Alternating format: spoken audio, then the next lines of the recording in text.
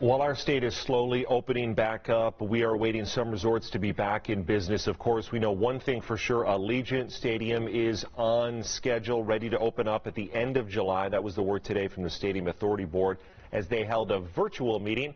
Ron Futrell is live at Allegiant Stadium. And Ron, we also got the first look inside the stadium to check out some of the amenities. Ron, what'd you think? Yeah, it's looking nice so far from the video we saw today. We are 72 days away from the scheduled completion of Allegiant Stadium behind me here. And it's interesting to see that with coronavirus, everything that's happened with that, the fear over the pandemic, there has still been no significant delays in the stadium completion. There's also no problem, they say, with the finances right now. It's taken $3 million a day to be able to get this project completed, and they're fine with the money at this point, is what the Stadium Authority Board says. Now, Don Webb, who has been the guy in charge of this stadium since day one, gave us a nice little tour of the inside of Allegiant Stadium.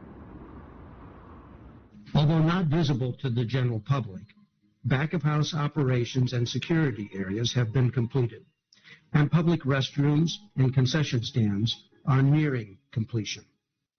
Within the Stadium Bowl, the installation of the 5 video boards has been completed, and speakers for the distributed sound system, some as large as an automobile, have been installed.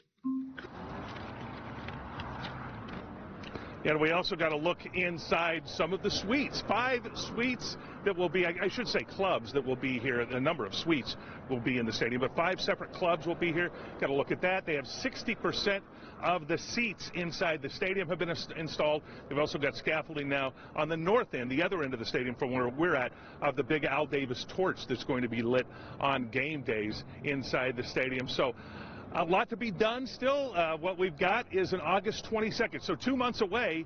You're going to have a Garth Brooks concert scheduled to be here.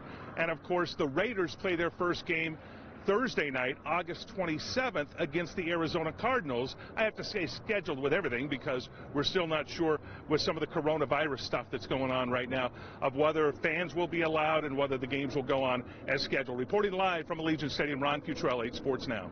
Ron, let's stay with that theme of schedule. We are on schedule. Las Vegas will be ready to go. The big question, what about the NFL? Will football season, from what you're hearing from your sources, will it start on time?